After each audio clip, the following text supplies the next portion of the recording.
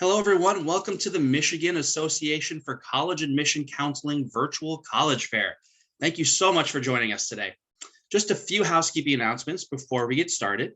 You can use the Q&A button on your screen to type your questions to our presenters at any time. Your camera and microphone are turned off, so the panelists will not be able to see or hear you. This is just one of many different sessions that are going to be happening today, so be sure to sign up for more. And lastly, this presentation is being recorded, and that recording will be available within about a week at strivescan.com/Michigan. And now I'd like to go ahead and turn things over to our presenters, starting first with Sterling College.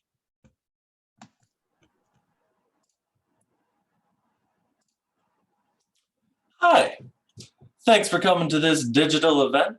My name is Jimmy Clark. I'm the admission counselor at Sterling College. And I say the because Sterling's a bit different than a lot of colleges. We are a four-year university and we offer a couple different bachelor's degrees, but we're really focused on small community-driven college. We're a college of around 120 students with a 7-to-1 faculty-student ratio, and you'll hear that name all over the place, but what that just really means is that there's a really close connection between our students, our faculty, and our staff. We really try to actually build a community around our college. Sterling's entire campus, and you'll see this later on too, is what's called an experimental site, an experiential site. And what that means for us specifically is that all of our classes have some sort of experiential, hands-on is another term for that element. So let's say you're taking some farming classes, you'll be farming yourself. If you're taking some field ecology courses, you'll be doing field ecology work that actual field ecologists do in the field. If you're an outdoor education major, you'll be actually educating children outdoors. So there's a lot of different work, and all of it's a balance of in-class and hands-on work with a maximum class size of around 15 students. Specifically during COVID times, we're hoping this isn't the case in the fall, but global pandemic, who knows? We've set up what are called living and learning pods. We believe that you should be able to learn in person, but also be a safe human being that doesn't die from a preventable disease. So the way we've done that is the group of 10 to 15 students who you live in a dorm with, our dorms are about 10 to 15 students, are the same students you're taking classes with, and then halfway through the semester that switches. So far, we found this to be successful. We had 0 COVID cases in the fall, and we've had 1 this spring, but they immediately isolated. They didn't have any symptoms, and they're fine now. Food is really important at Sterling because of our, we have a sustainable agriculture and food systems major, which includes a working farm on campus. About half of the food that we eat on campus is grown on our campus. And then of the other half, like 48% of it, so about 98% of the food that we eat on campus is from within 100 miles. And that just comes from the fact that we have a sustainable food systems major. And if we didn't, believe in sustainable food systems and actually do that, it would be pretty terrible. Sterling, like I said, really focuses on being hands-on, and we have 4 different majors that go into that. So the first is, as I already talked about, sustainable agriculture and food systems. So people in this major will either go on to, become farmers in sustainable agriculture, run small organic farms, or they'll work for, federal or state organizations or NGOs, or go on to grad school. There's a bunch of different stuff you can do with this major. And it's really focused around, basically making sure that agriculture can go longer than the next 50 years, because that's about the time that the current way we're doing agriculture will deplete all the nutrients from our soil.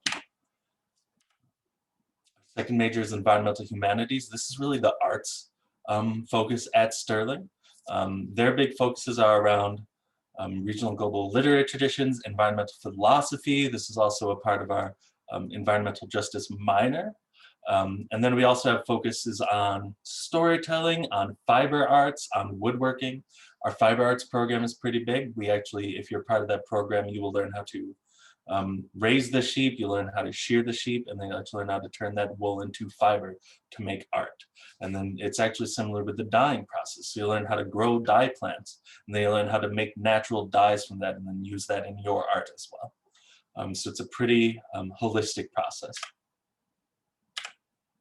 Our third major is ecology. So this is really focused on, it's really field ecology. So it's about the work that actually colleges do. So going out into the field, taking soil samples, taking water samples, measuring biodiversity, learning what a healthy ecosystem looks like. A lot of these majors go on to get their master's degrees or go on to and then work for state or federal organizations, or go on to work for state parks, national parks, or smaller organizations that care about the environment. Like I said, the Sterling College campus is an experimental site. Specifically what that means for, like I said, example, the agriculture major, is that you'll learn how to work the actual organic, sustainable farm that we have on campus. When it comes to ecology, a lot of the work that you'll be doing is done in various forests and swamps around campus. Our campus is a couple hundred acres, and there are only 100 students. So the vast majority of that is wild lands that we use for a variety of research purposes. Our final major is outdoor education. So this is really a major where you learn, it's really two parts. So it's learning this outdoor skills that you need to become an outdoor educator. So, lead field expeditions or manage summer camps. There's a million different jobs you can do, honestly. And the second half is learning that education side. So it's learning how to prepare a course. It's learning about conflict resolution. There's a lot of different aspects. So for example, this picture, this is our ice climbing course we offer in the spring, where the first half of the course is ice climbing, the second half of the course is whitewater canoeing. And we offer a lot of skills-based courses like that, so that once you graduate from here, you can lead larger groups on field expeditions. We also offer a global field studies program. It's 2-week-long trips around the globe with no additional costs that are all focused around specific majors. And I'm running out of time. We also have a work program. It makes the college very cheap. And then finally, I'm here to help if you need anything at all. So my email is jclark@sterlingcollege.edu. And just by attending this event, you qualify to receive a $500 scholarship for just attending one of these virtual events. So thanks. Feel free to reach out to me. Talk to you soon. All right. Thank you to Sterling College. And next up, we have St. John's College.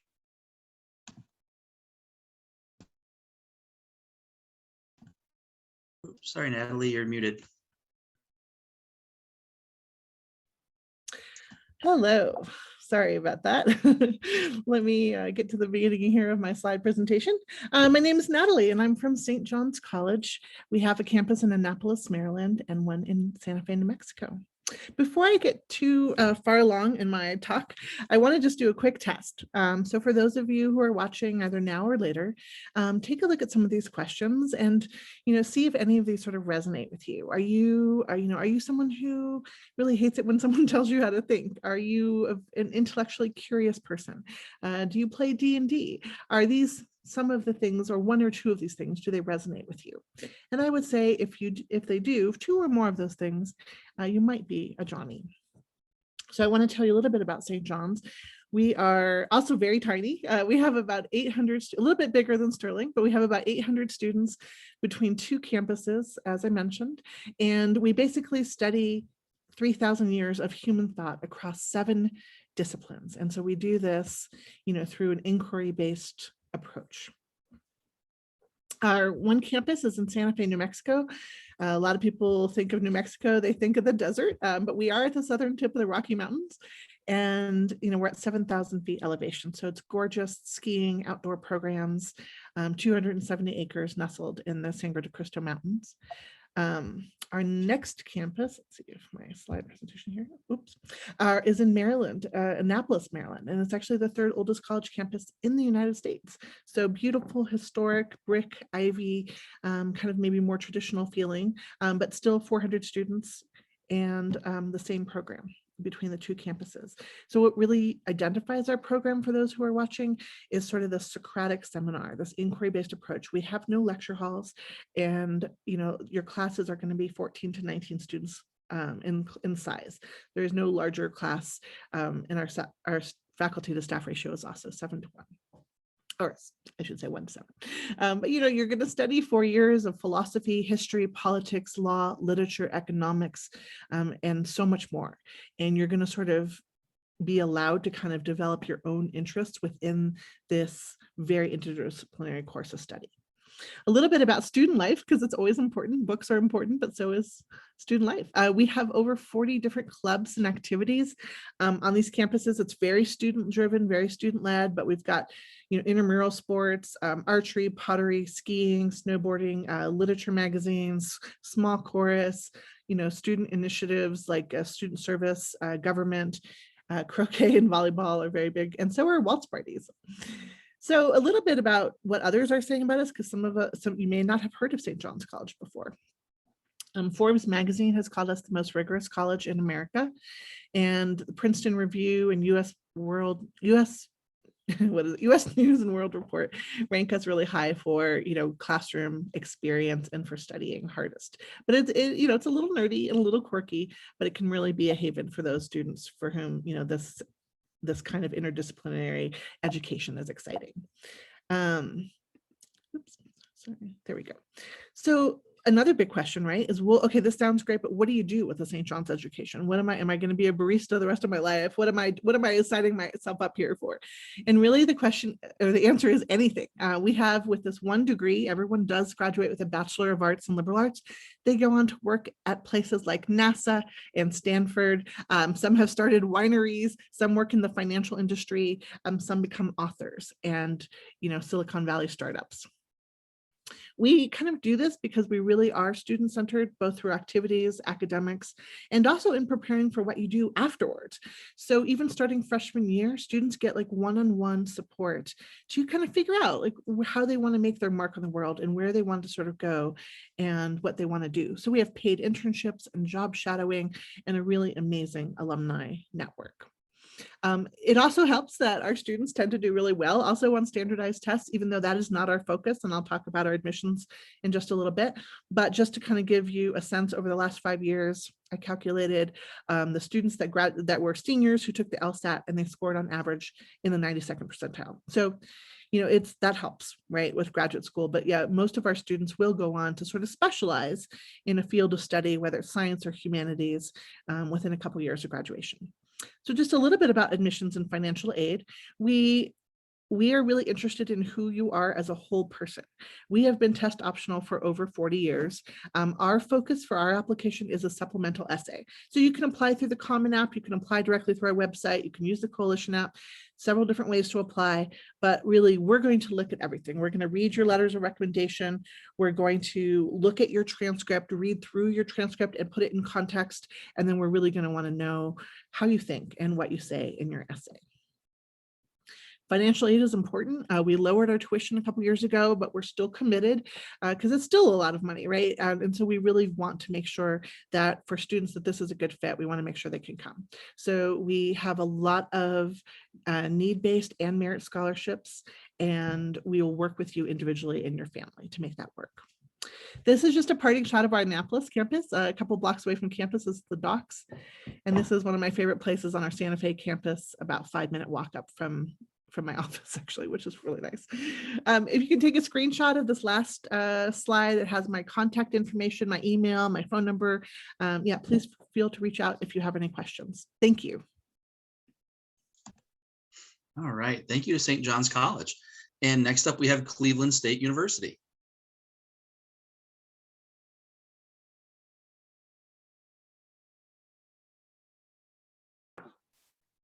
Hello, everyone. My name is Rachel Klacha. I'm one of the admission counselors here at Cleveland State. Thank you so much for tuning into today's event. And I'm just going to give you guys an overall general information presentation about Cleveland State.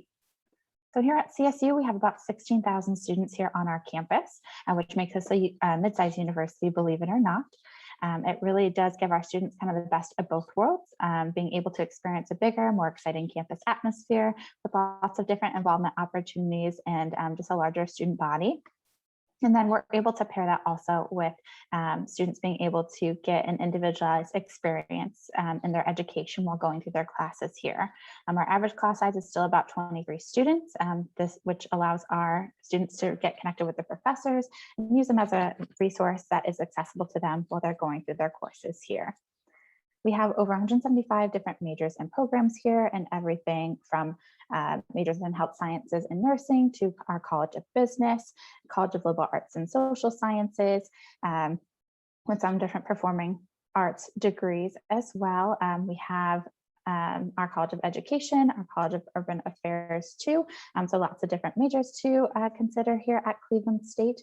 We have over 200 organizations for students to get involved with, as well as 18 NCAA Division I sports teams. So at a glance, it's easy to see that there's a lot going on here at CSU and almost something for every student and every interest here as well. Earlier, what I haven't mentioned yet is that our college campus is located right in the heart of downtown Cleveland. So we're able to provide all these wonderful opportunities for our students to take advantage of here on a really exciting college campus. So our students are lucky and they get to experience both that urban campus and city life and campus life all in one. Something our students really enjoy here. And just to give you an idea, since we are located in Northeast Ohio, we're about 2.5 to 3 hours away from Detroit, to give you guys an idea of where we're at. But because of our location, our students are able to take advantage of different opportunities related to education and professional opportunities, as well as just enjoying our campus. We have engaged learning here, which allows our students to get connected to real world experiences before graduation. And we're able to do this because of our location. So since we're near so many different Fortune 500 companies, nonprofits, and different organizations, this allows our students to be able to take advantage of some of these internship and co-op opportunities first to get that hands-on learning at organizations like some of our major hospitals in the nation, Cleveland Clinic, Metro Health, and UH. We have students interning at Progressive Insurance, Key Bank, at NASA. So lots of opportunities to get some hands-on experience before graduation. And then honestly, being on a college campus in downtown Cleveland is just a really fun and exciting place for students to take their classes. We are steps away from world-class entertainment and different attractions. We're near Playhouse Square, which is the second largest theater district in the country. Our own theater and dance students get to perform there, but then they also get to take advantage of seeing touring groups from off-Broadway perform. We have 3 major league sports teams in our city. So if you're a sports fan, it's really easy to go see a game. We're near the lake, we're near the Metro Park. So great ways to stay active outdoors. We're near the Rock and Roll Hall of Fame, Museum of Art. So many cool attractions and different larger events coming to our city too. And our campus is really mindful of that and getting discounted tickets for our students to enjoy some of these bigger events happening essentially on their campus. Like a couple summers ago, Justin Timberlake was here for a concert and they were able to get tickets for like $15. So really cool opportunities for our students to enjoy some of those bigger city things happening here as well. And we have over 200 organizations for students to enjoy, anything from service organizations to fraternity and sorority life, professional organizations, and so lots of fun things to take advantage of during your educational time here at CSU as well. And our students are able to take advantage of all these wonderful opportunities at an affordable rate. We do have one of the lowest tuition rates in the state of Ohio, which is something we're very proud about. And we're also able to pair it with our CSU guarantee. So for any incoming students, that tuition rate for your first year locks in, and it won't increase over the 4 years or 8 semesters it takes for you to graduate and complete your degree, which is an extremely helpful planning tool for your students and their families to prepare for that overall cost of college. In order to keep our tuition affordable, we do have a lot of scholarship opportunities.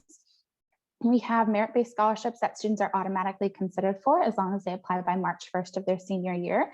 And these awards range up to $34,000 in total and are renewable for all 4 years while students are going through their classes. And we also have an honors college that provides a very substantial scholarship. This scholarship is worth full in-state tuition and fees for all 4 years. And there is a separate application process for this one where the merit-based scholarships do not have that. Another really great financial or scholarship type opportunity for our students starting in the fall 2021 semesters are 2-for-1 tuition promise. So this allows students who start their fall semester at Cleveland State, if they maintain a 3.0 GPA during that first semester or higher, CSU will cover the remainder of that tuition for their spring semester after like their scholarships and aid are taken out of that. So basically a semester being on us at CSU.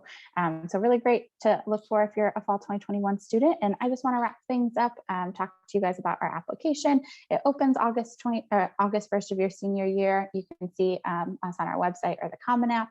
And we just require an official copy of your high school transcripts and test scores. But this year we've been test optional. And then lastly, just to kind of give you guys some information about campus visits, I definitely recommend it no matter what colleges you're looking at. We have a wide variety of different opportunities on in-person and virtual visits to learn more about CSU after today.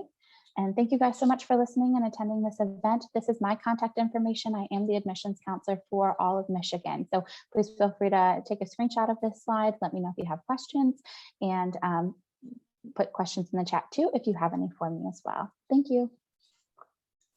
All right, thank you to Cleveland State University. And next up we have Salve Regina University. All right, hello everyone. My name is Zachary Pereira, and I am the admissions counselor for Michigan for Salve Regina University. And then just a little bit about us in case you aren't too familiar. We are a small school, so not quite as small as some of the other schools who are here today, but we do have about 2,100 undergraduate students. We were founded in the Catholic tradition. So we were founded by the Sisters of Mercy. And you can see our mission statement right there, which is to seek wisdom and just promote universal justice, and really just work toward a world that is more harmonious and just for everybody. Each year we focus on one of the 5 critical concerns of mercy, and you can see 5 of them right here. But we are a we're a small size institution located in Newport, Rhode Island. So you can see our campus right on the right-hand side. And there's a map right there in the middle so you can see exactly where we are located. So we have 2,100 undergraduate students. The vast majority of our students do come from out of state. So we're talking Northeast and up, but we do have students from 45 different countries 41 states on campus. You can see our campus right here on the right-hand side. Our campus is made up of 7 historic Gilded Age mansions and historic homes.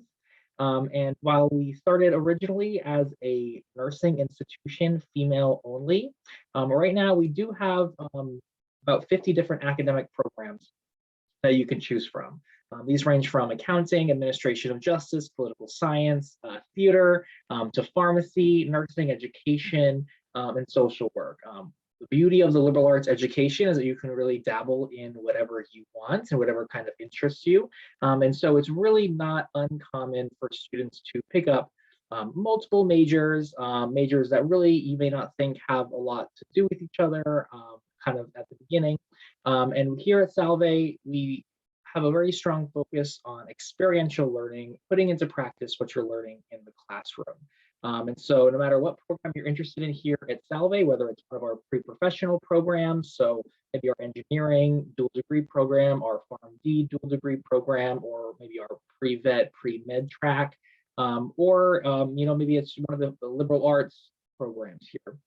You're going to have this experiential learning. You're going to have the opportunity to build your network, to have internships, to tap into the alumni contacts that we have here at the university. And here in this picture right here, you can see this is our main administrative building on campus, Ochre Court. And we do have a beautiful location here in Newport, Rhode Island. Our students really get to take advantage of living and learning in such a historic and culturally rich city. There's so many opportunities to get involved, whether it's the performing arts, whether it's in undergraduate research, even doing archaeological digs and things like that. No matter what you're interested in, Salve Regina has opportunities for you. So maybe you're interested in the extracurriculars. We have about 80 different clubs and organizations that you can join. These range from your typical academic clubs, but we have some really, really cool ones as well, including an outdoors club and an options trading club, which actually manages a kind of a portfolio in the stock market. Maybe athletics is more your thing. We have 20 varsity D3 sports. Sailing is one of our coeducational sports, is really popular. Ice hockey as well. The city is just so, kind of culturally and historically rich, and there's tons of opportunities to get involved. Whether you're interested in going to festivals, carnivals, listening to guest speakers, enjoying some of our, multicultural programming, doing some service learning and, beach cleanups and volunteering with other people. There's just so much to get involved in Newport, Rhode Island. And I would really encourage you to go to discovernewport.org just to learn a little bit more about the city and things to do. A little bit on our application requirements. So we are a common application school. We do require a couple things in addition to that. So obviously we want to see the grades that you've earned in school. So we do require your official high school transcript. We also do require 2 letters of recommendation, one from a counselor and one from a teacher. This is different at every school, so just make sure you're making a note of the respective requirements. And next year, we are SAT and ACT optional for all programs, including nursing and education, which traditionally we have required test scores for. On the right-hand side, you can just kind of see an updated profile of kind of students that we've admitted in recent years. You can see our nursing statistics a little bit higher, a little bit more of a competitive program. We definitely want to see students enrolling in competitive math and science curriculum in high school if they're interested in nursing or any of the sciences. We have 3 application deadlines here at Salve Regina. So November 1st is our early action, early decision deadline, also our nursing deadline. The next deadline is our early action 2, which is on January 5th. And then the final chance you have to apply to Salve is going to be on February 1st, which is our regular decision deadline. The Common App opens up on August 1st. And like I said, February 1st is our last deadline to apply. March 1st, also a very important deadline to keep in mind. That is the FAFSA priority deadline for your federal financial aid. Talking financial aid, scholarships cost 99% of our families receive financial assistance, whether it's merit or need-based aid.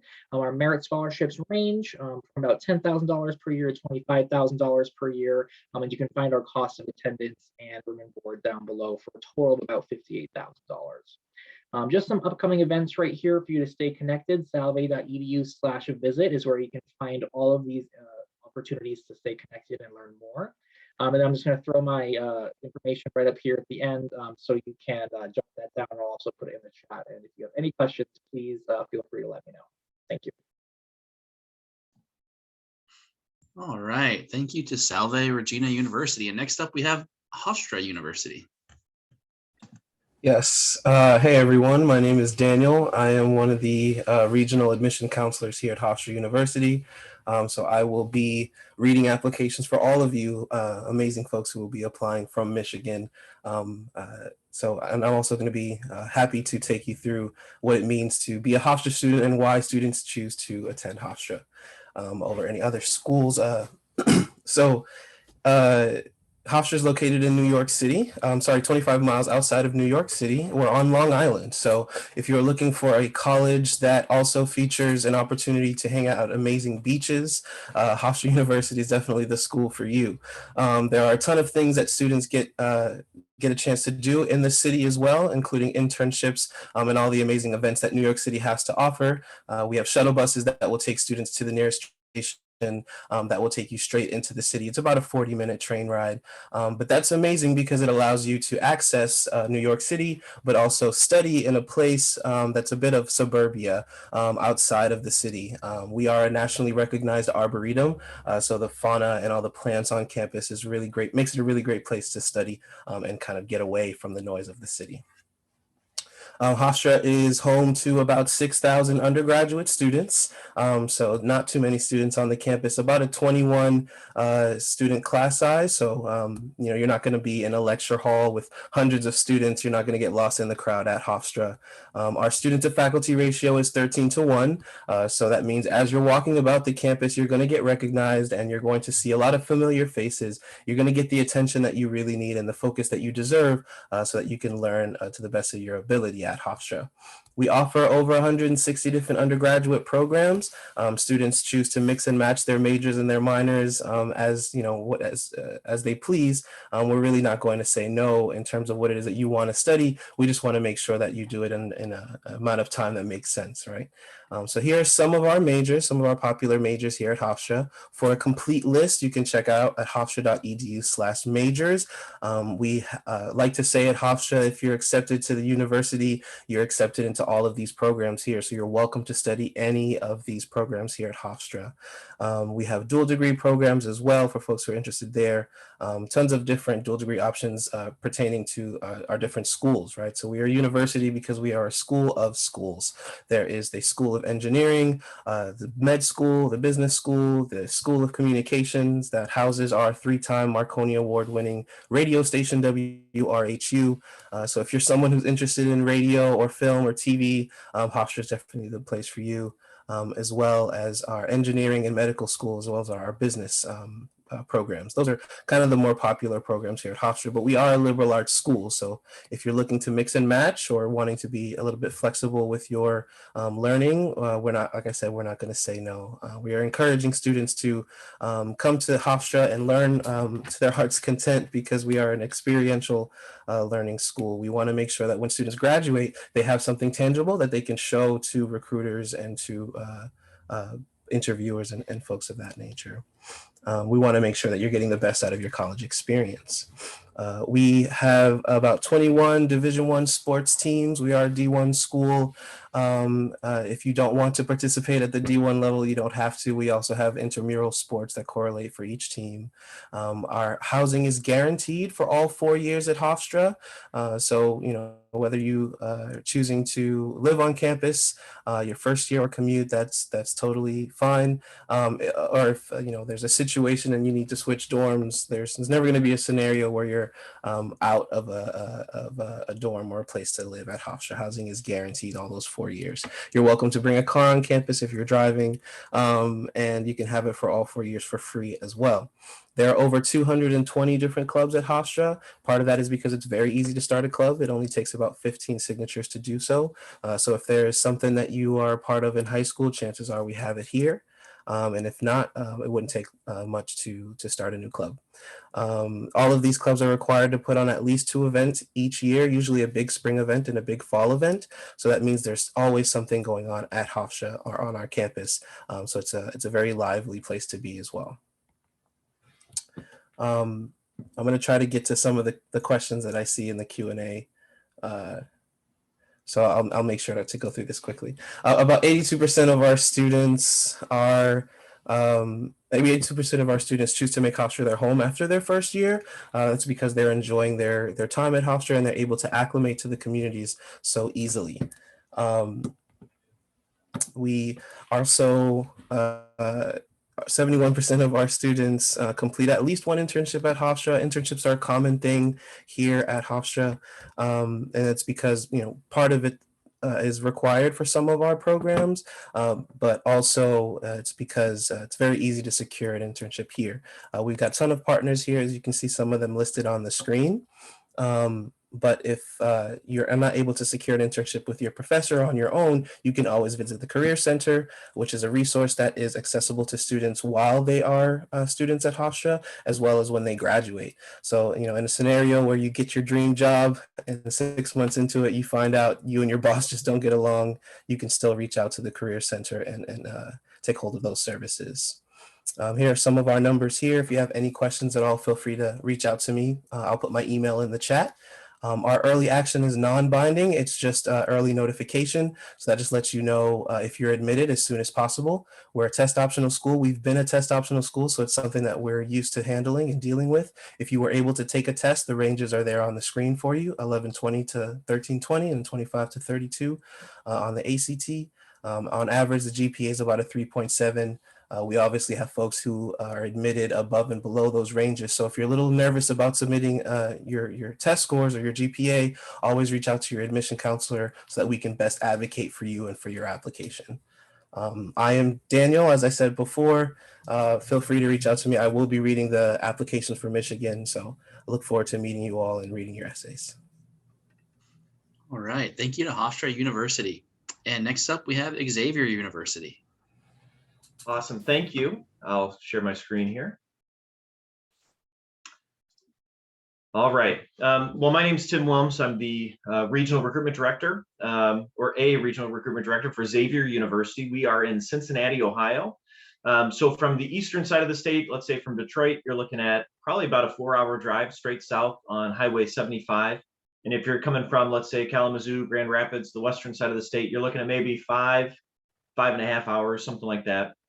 Pretty easy to get to Cincinnati from Michigan. And so we do have a good number of Michigan students. But the nice thing about Xavier, we are a private Jesuit Catholic university and just about 5 minutes north of downtown Cincinnati. So you have all these great experiences right there on campus for you. And students can also hop right downtown, just 5 minute, maybe 10-minute drive away to the downtown area. So we're really strategically located in the city.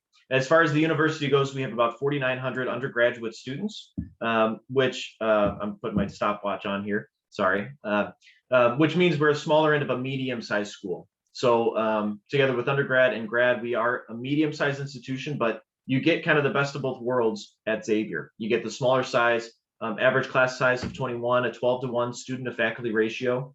And then you combine all that great stuff on the smaller end with a bigger school name, bigger school resources, and a D1 program as well that people know, mostly for the basketball. But we have 18 Division I sports teams at Xavier. And we do have students that come from all over the country as well. So not just from Michigan, not just from Ohio, but 48 of the 50 states are represented on Xavier's campus in 43 different countries. And actually about 63% of our students come from outside the state of Ohio.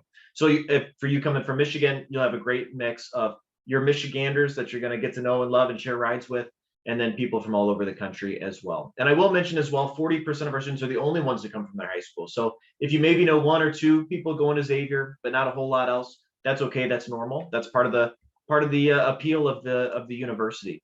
I think, where you're going to get to meet all sorts of different types of folks. I mentioned we're a Jesuit university. We're the 4th oldest Jesuit university in the nation. The real quick mantra, or the thing you need to know about the Jesuits, they're an order of Catholic priests founded about 500 years ago.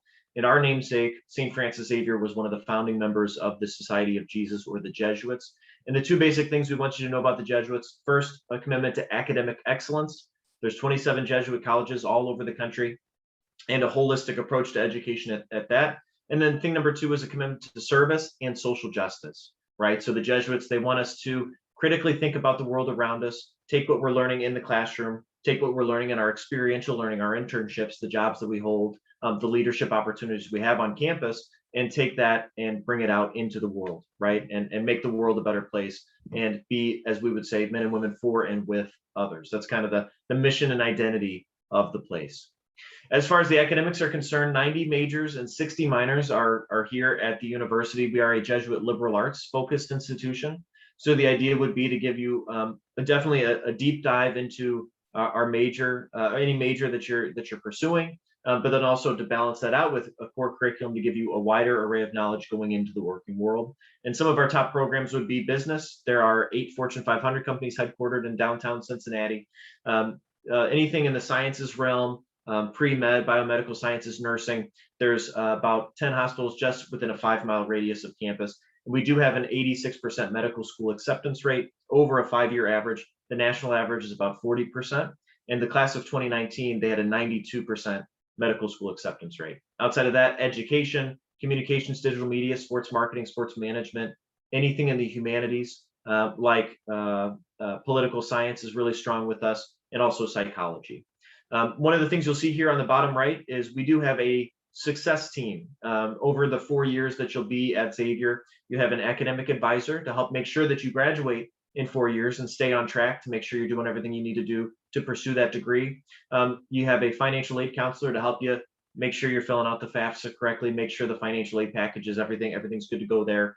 And then a student success coach to help you with the transition from high school to college, especially if you're coming from 4 or 5, maybe 6 hours away. We want to make sure that you're transitioning successfully to the university. And then finally, a career coach to help you find jobs and internships, things like that. And that's a big part of the Xavier experience. So going along with that, we want you to make sure you're successful at the university. We definitely want to make sure you're successful after you graduate. So what this says on the bottom left-hand corner, within 6 months of graduation, 98% of our students are working full-time. They're pursuing graduate studies. And then 2% of the 98% are doing a year of service after graduation. Let's say it's Jesuit Volunteer Corps, Peace Corps, military service, things like that. So that's something we're obviously really, really proud of. We not only want our students to be successful on campus, like I said, but to find those jobs and opportunities after graduation. I'll just talk about student life real quickly here. I will say that since we have students from all over the country, 90% of our students are residential, which means there's always something going on right there on campus. Or students living right within a 3 or 4 block radius of campus as well. The key stat here, and I know folks can go back and take their time going through some of these links, but 170 plus clubs and organizations. It's really easy to come in, get involved, be part of something on campus, have leadership opportunities, and really participate in the campus experience. I think that's one of the great parts about the university. And I'll just mention too, December 1st is our deadline for the nursing program for our honors programs. So that's a priority consideration, but we are a rolling admission program. We also are test optional. That's not going to change moving forward. And we are on the Common App as well. And then one last slide here for you, just to say, I cover the western side of the state. My name's Tim. Like I said, I'll be working with you over this next year or two. And then Dallas Stokes is my coworker. He covers the southeastern part of Michigan. So thanks so very much. I really appreciate you guys having me on. All right. Thank you to Xavier University. And that's our last presenter, but we still have about 5 minutes left today. So I'd like to go ahead and invite all of the presenters to turn their cameras back on so we can do a little quick Q&A and cover some additional questions here. So the first question I'd like to ask all of you is, what advice would you give someone going through the college search process? And we'll go ahead and start with Sterling. Thanks. The biggest advice I can give you is just actually think about what you want to do. And if you aren't sure, maybe go to a community college. That's a great option. That's what I've done. That's what millions of people do. College is crazy expensive. It's always too expensive. It's going to be too expensive unless something big changes. So feel free to do literally anything in your life to make it cheaper. I would add on to that especially if you're a sophomore or junior, or even if you're a senior, there's so many different ways to do college. There's so many different options. I always encourage students to have a big list at first and then narrow it down, have a few reach schools, and really talk to the admissions counselors, whether it's at a big university or a small, tiny place. We love to talk to students, which is why a lot of us are in this. And so do not hesitate, because sometimes just reaching out via email or phone or text can really demonstrate some interest, and it can make the whole process a lot more fun too. I definitely recommend, while you guys are going through your college decision process, to definitely try your best to schedule a on-campus tour if you can. I know that's been a very rare thing right now. So even a virtual visit, just to help you get a better idea of what the campus is like, and if it's an environment that's going to work best for you and it's something that you feel comfortable in and will fit in. And definitely reach out to your admissions counselors. We want to help you with finding out what place is best for your home. So reach out to us with any questions that you have, no matter what it is. Yeah, I would echo all of that. And I'm going to give a piece of practical advice that I'm going to steal from our colleague over at the University of Pittsburgh. And that's to make a separate email address for all of your college stuff, just to save you a headache in the long run. ZachCollege2022, gmail.com, something like that. Just to kind of save your own private inbox and email some headaches and stuff like that. So a little bit of practical advice. I think in that vein, you kind of just got me thinking. I think a lot of juniors and seniors look at email as sort of like this adult professional thing that you have to learn how to do, and it doesn't have to be seen as so serious. Just you're welcome, the main thing you're trying to say, and your greeting to close out. I'll let you in a little secret. A lot of admission counselors will track student engagement, and oftentimes will reward students or will consider students higher based off of how engaged you are. So even if it's just a quick sentence, treat it like a text message. Try to respond to as many emails as you get, and let people know that you're still thinking about them. Yeah, and I think that's a great point too, that my greater point is have fun and participate, right? Kind of going off of what everybody really said here, which is we are all in this industry for a reason, which is it's a lot of fun and it's a really meaningful process. So, right now, a lot of us, we're working with seniors who are trying to make their final decision in the next 6 days. And there's a lot of sweating, there's a lot of nerves, and same on our end, because we're not sure if the student's going to come or not. And, right now is the time to dream big and to have fun. And right now, just like throughout the rest of this process, is reach out to us. Let us know how we can help, because we are here to make sure that this process goes as smoothly for you as possible. And we are here to help represent our institutions, right? To put our institution's best foot forward to make sure you get the best information possible. So please participate. And if nothing else, try to have fun. Thank you. A lot of really, really good advice there and a lot of really great information on all of these schools as well. We are actually out of time today. So I do want to say thank you to all of our presenters today, but I also want to thank you for joining us. When you close this window, there is going to be a link to a very quick 4-question survey, and we'd appreciate any feedback that you might be able to provide for us. Also, like I mentioned earlier, this is just one of many different sessions being hosted. There's a couple more today, so be sure to sign up for more of those. And lastly, in about a week, you're going to be able to find this session's recording, as well as all of the other session recordings at strivescan.com/Michigan. Thanks again, everyone, and have a good rest of the afternoon. Thank you.